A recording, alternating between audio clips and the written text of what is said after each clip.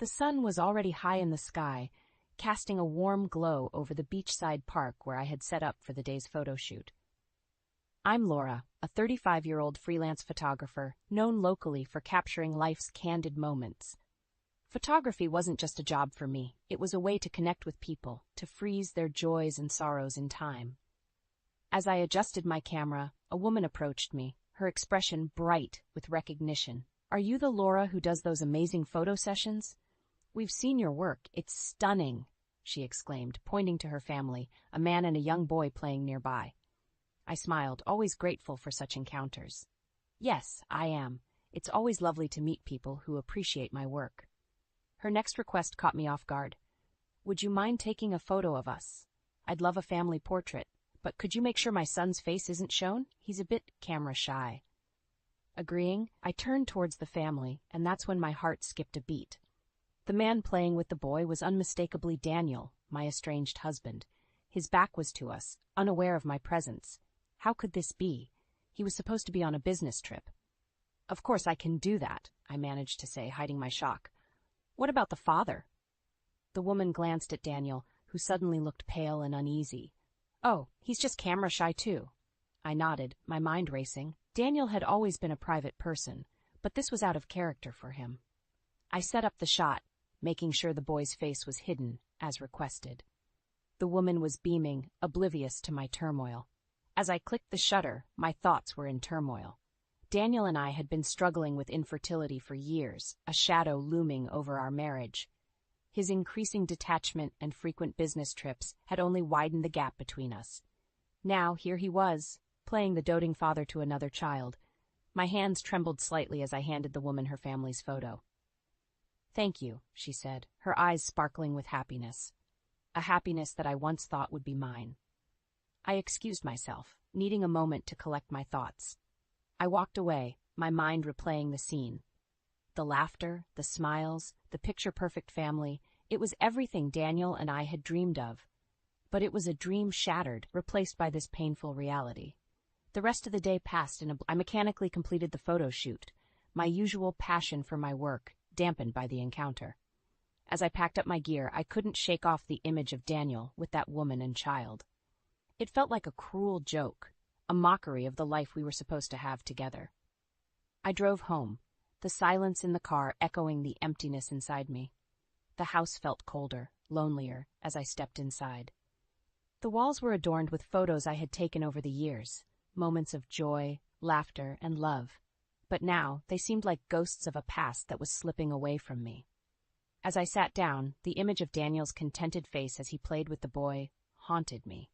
It was a face I hadn't seen in years, not since our struggles began.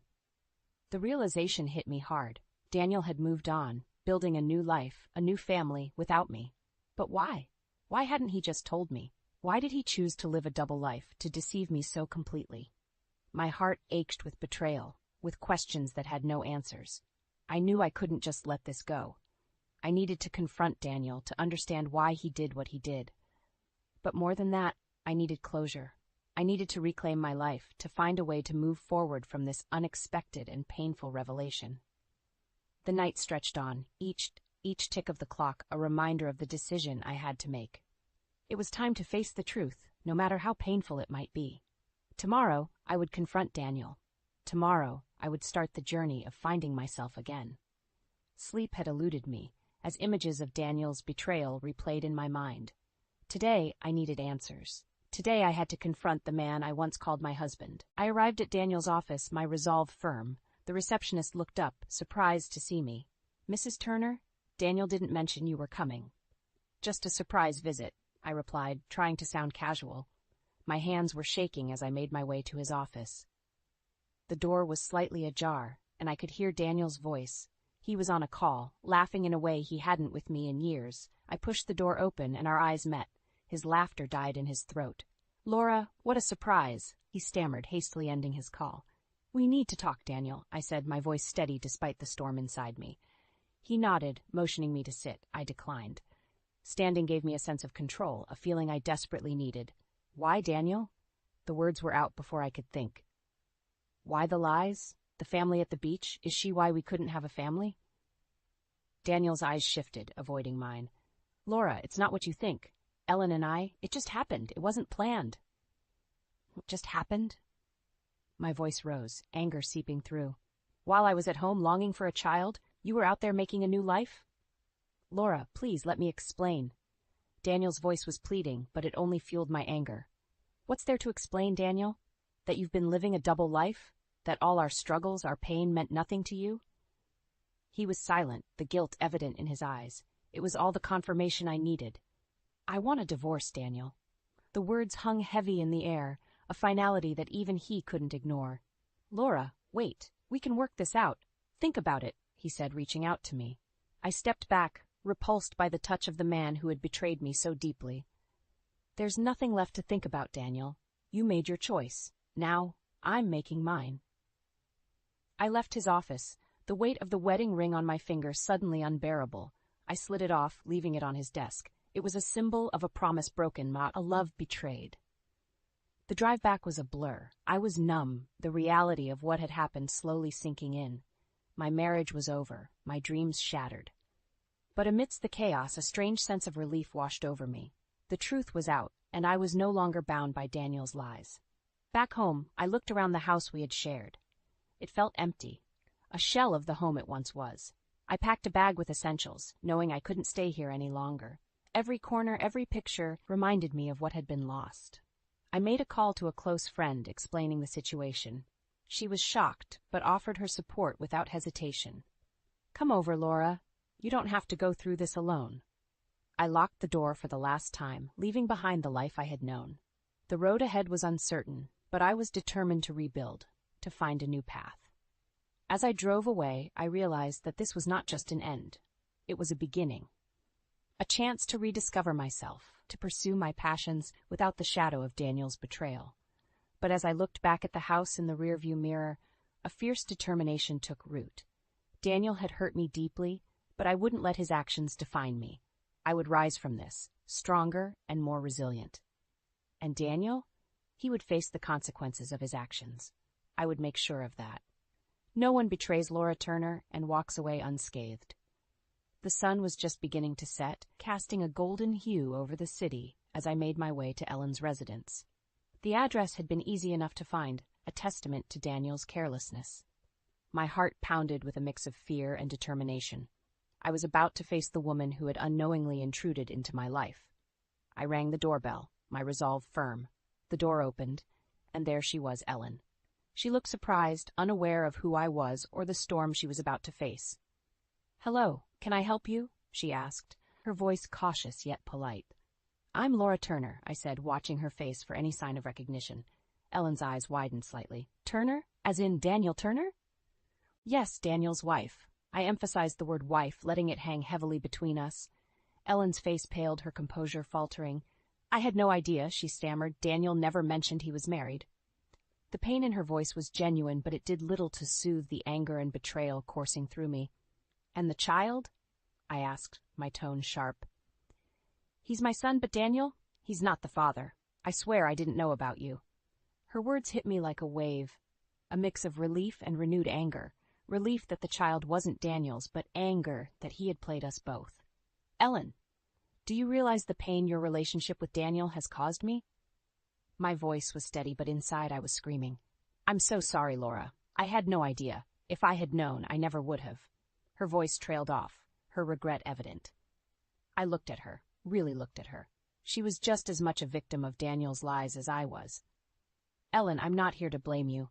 Daniel is the one at fault, but I needed to see for myself, to understand." Ellen nodded, tears welling in her eyes. "I'll end things with him. I can't be part of this deceit." I turned to leave, but not before adding, "Thank you, Ellen, and I'm sorry for the pain this will cause you." The drive back was a time for reflection. Ellen's innocence in the matter had shifted something in me. My fight wasn't with her, it was with Daniel. He was the one who had woven this web of lies, and he was the one who needed to pay. Back home, I sat down, my mind racing with possibilities. Daniel needed to be exposed, to face the consequences of his actions. But how? A public scandal? A legal battle? My thoughts were interrupted by a ping on my phone. It was a message from Ellen. I've ended things with Daniel. He's devastated, but I told him the truth about why. I thought you should know. A small victory, but it wasn't enough. Daniel had caused so much pain, and he needed to understand the extent of it. It was time for him to face the music. I started planning, each step calculated and precise. Daniel's reputation, his career, his social standing, I would dismantle them piece by piece. He would understand the pain he had caused, the lives he had shattered. As the night deepened, my plan took shape. A plan that would not only expose Daniel's betrayal but also reclaim my dignity and strength. The road ahead was fraught with challenges, but I was ready. Daniel had underestimated me, thinking he could manipulate and betray without consequence. He was about to learn just how wrong he was. The morning air was crisp as I made my way to the local cafe, a place where many of Daniel's colleagues and acquaintances frequented. My plan was simple yet effective: to expose Daniel's deceit in a public setting, ensuring his social and professional circle were aware of his true character. I spotted Daniel in the corner, engaged in a lively conversation with a group of his colleagues. The sight of him, so carefree and unburdened, fueled my resolve. I approached the table, my footsteps deliberate. "Good morning, Daniel," I greeted, my voice loud enough to draw the attention of his colleagues. Daniel's smile faltered as he saw me. "Laura, what are you doing here?" "I thought it was time your friends knew the truth about you," I said, my gaze unwavering. The table fell silent, the air thick with tension. Daniel's colleagues looked between us, sensing the impending drama. "What truth?" Daniel's voice was a mix of confusion and fear. "The truth about your double life, your affairs, and how you've betrayed me, your wife," I declared, my voice steady. The expressions around the table shifted from confusion to shock. Murmurs and whispers began to fill the room as people started to pay attention. Daniel stood up, his face red with anger and embarrassment. "Laura, let's talk about this outside." "No, Daniel, we'll talk here, where everyone can hear the kind of man you really are," I countered, standing my ground. Daniel's colleagues began to stand up, excusing themselves from the unfolding scene. Daniel attempted to salvage his dignity, but it was too late. The seeds of doubt were planted. "Everyone should know that you've been living a lie," I continued, my voice rising. "While I was at home, longing for a family, you were out there creating a new life with someone else." Daniel's face was a picture of defeat. He knew there was no coming back from this. "You've destroyed our marriage with your lies and deceit. And now, it's time you face the consequences," I concluded, my heart pounding with a mix of triumph and sadness. I turned and walked out of the cafe, leaving Daniel to face the aftermath. The whispers and stares followed me, but I held my head high. I had exposed Daniel for who he truly was, and in doing so I had taken the first step in reclaiming my life. As I walked, a sense of empowerment washed over me. I had stood up to Daniel, exposed his true nature, and in doing so, I had found a strength I didn't know I had. But this was just the beginning. I knew Daniel wouldn't go down without a fight, and I needed to be prepared. I would have to be strategic, smart, and one step ahead. This was more than just a personal vendetta. It was a fight for justice, for all the pain and betrayal he had caused. I went home, my mind buzzing with plans and possibilities. Daniel had underestimated me, thinking he could control and manipulate without consequence. But he was wrong. I was no longer the woman he thought he could easily deceive. I would make sure that Daniel paid for his actions, not just in the eyes of his colleagues and friends, but legally and financially.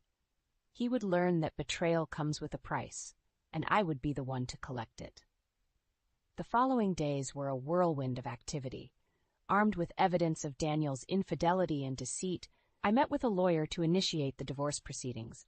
The evidence was damning, a clear record of Daniel's duplicity. My lawyer, a seasoned professional, assured me that the case was strong. I could feel the momentum building, a crescendo of justice that would soon reach Daniel. The thought of it brought a bittersweet satisfaction. The pain he had caused me would now be his to bear. Meanwhile, word of Daniel's indiscretions had spread like wildfire.